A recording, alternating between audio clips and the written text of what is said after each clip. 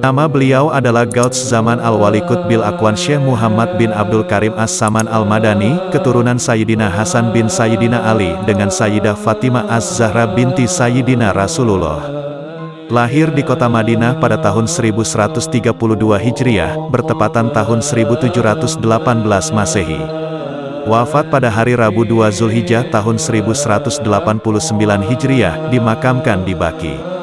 Beliau adalah ulama besar dan wali agung berdarah Ahlul Bait Nabi, berakidah Ahlussunnah wal Jamaah dengan Asy'ari dalam bidang teologi atau akidah, dan Syafi'i mazhab fikih furu, ibadatnya, dan Junaid al-Baghdadi dalam tasawufnya.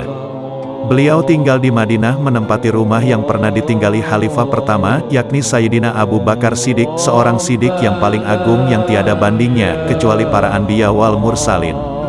Guru mursyid beliau adalah Sayyidina Syekh Mustafa Bakri, seorang wali agung dari Syria. Dari pihak ayah keturunan Sayyidina Abu Bakar Siddiq, dari pihak ibu keturunan Sayyidina Husin Sibti Rasulullah. Pangkat kewalian beliau adalah seorang pamungkas para wali, yakni Gauts Zaman, dan Wali Kutub Aqwan, yakni kewalian yang hanya bisa dicapai oleh para sadah yang dalam tiap periode 200 tahun sekali. Dan beliau adalah Khalifah Rasulullah pada zamannya. Syahdan adalah nama beliau. Sayyidi Syekh Saman itu daripada Lauhil Mahfuz, dan setengah daripada Wazan Mahdi menyebutkan yang demikian itu di dalam kitab Tabakat bagi Sayyid Ahmad Asy-Syarnubi. Maka lihatlah di dalam tabakatnya itu adalah tabiat Sayyidi Syekh Saman. Kasih sayang kepada orang yang talibul ilmu dan kepada orang yang solih, dan kepada orang yang fakir dan miskin, dan lagi pula suka berkhidmah kepada orang yang ziarah ke makam Rasulullah daripada orang yang alim dan orang yang solih daripada orang awam dan hawas. Tabiat Sayyidi Syekh Saman sewaktu kecil hingga pada had mursyidnya adalah beliau sangat memuliakan kedua orang tua beliau. Lagi pula mengekalkan musyahadatu wujud dan muraqabah dan ibadah hingga beliau meninggalkan adat dan melawani hawa nafsu beliau hingga dari yang halal sekalipun, dan tidaklah beliau tidur kecuali sedikit. Apabila diberi bantal oleh orang tuanya, maka berkeluh kesahlah beliau seperti orang yang sakit. Apabila sampai pada waktu syahur, beliau bangun dan membaca ratib syahur lalu sembahyang subuh berjamaah dengan orang banyak, lalu membaca ratib subuh hingga terbit matahari. Apabila terbit matahari, maka bangkitlah beliau untuk sholat sunat isyraq 2 rakaat. Apabila naik matahari seperempat, maka bangkitlah beliau untuk sholat duha. Beliau membanyakan puasa sunat dan riyadah dan menjauhkan dari yang sedap, dari lezatnya dunia sampai pada yang halal sekalipun. Hal ihwal ini adalah hal keadaan beliau di masa kecil beliau, yakni sebelum baliknya. Pada masa itulah beliau disuruh orang tuanya masuk ke dalam siwan, tempat makan, untuk diberi makan makanan. Ketika selesai makan, orang tuanya melihat tempat ia makan seolah-olah tak dimakan beliau. Maka pergilah orang tuanya kepada guru mengaji Al-Quran di masa kecilnya untuk mengabarkan hal ihwal anaknya, maka dijawab oleh gurunya, "Janganlah engkau takut akan anakmu itu, tidak ada keraguan lagi bahwa ia adalah aulia Allah, dan tidak salah lagi antara ulama." Adalah Sayyidi Syekh Saman apabila melihat orang tuanya memakai pakaian yang indah-indah, atau memakai pakaian yang dilarang syara, maka dikatakan kepadanya, "Wahai orang tuaku, Tuhan tidaklah menyukai kepada orang yang bermegah-megah di dalam dunia ini." Demikianlah hal ihwal masa kecil beliau.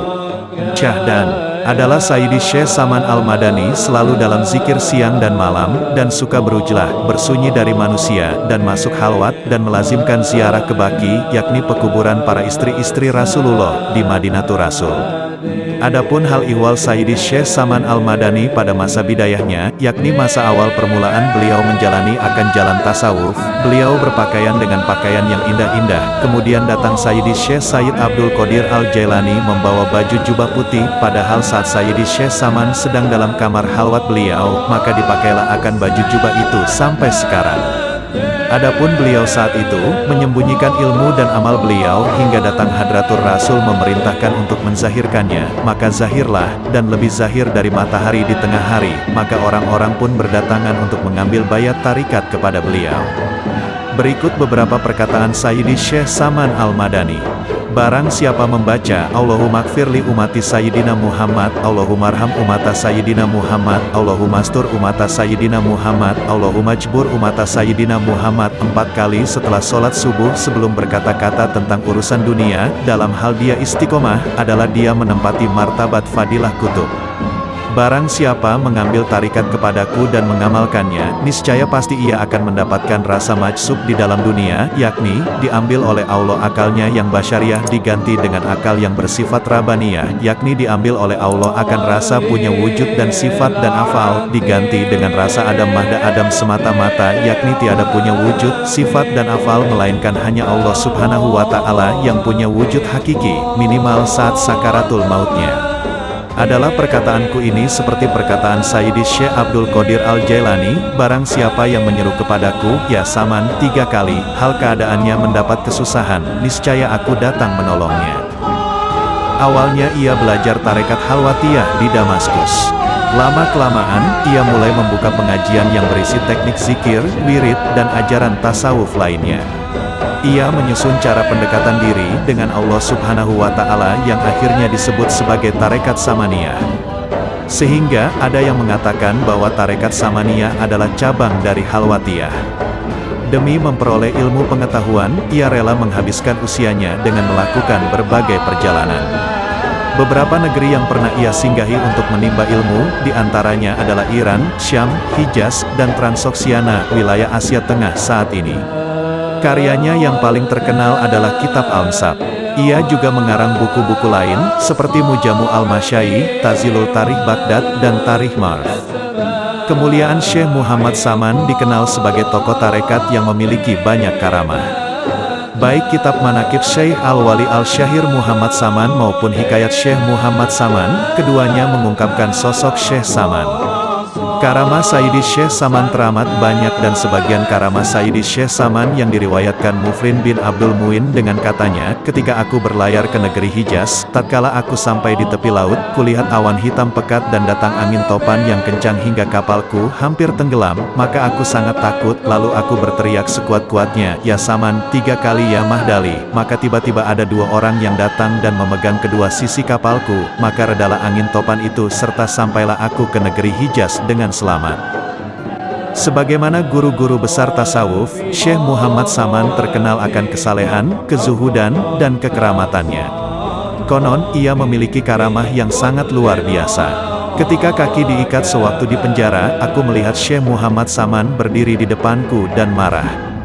Ketika kupandang wajahnya, tersungkurlah aku dan pingsan.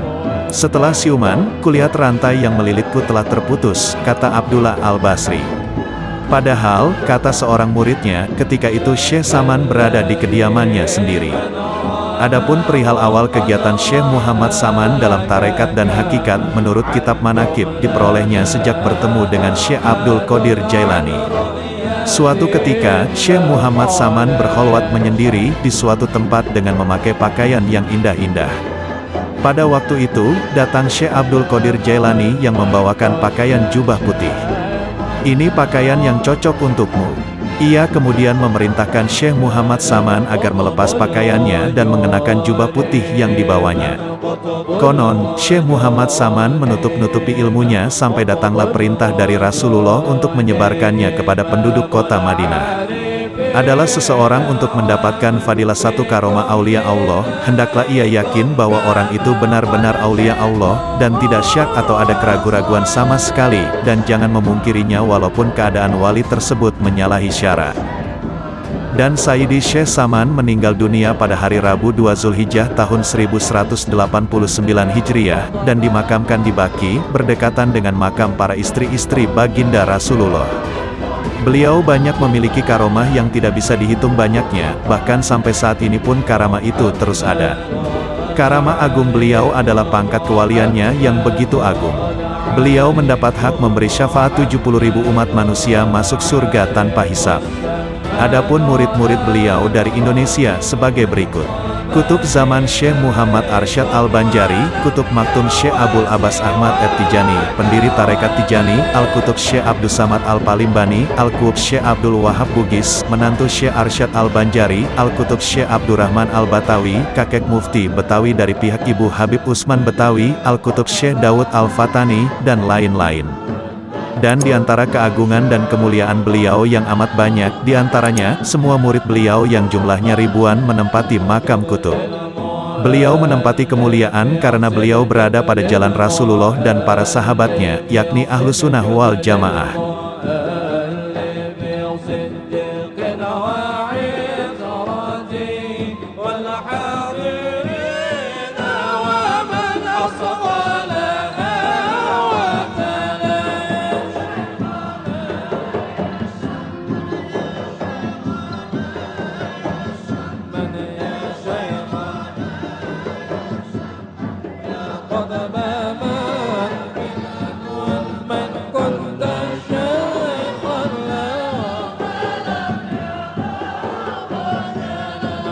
عليك أزكى صلاة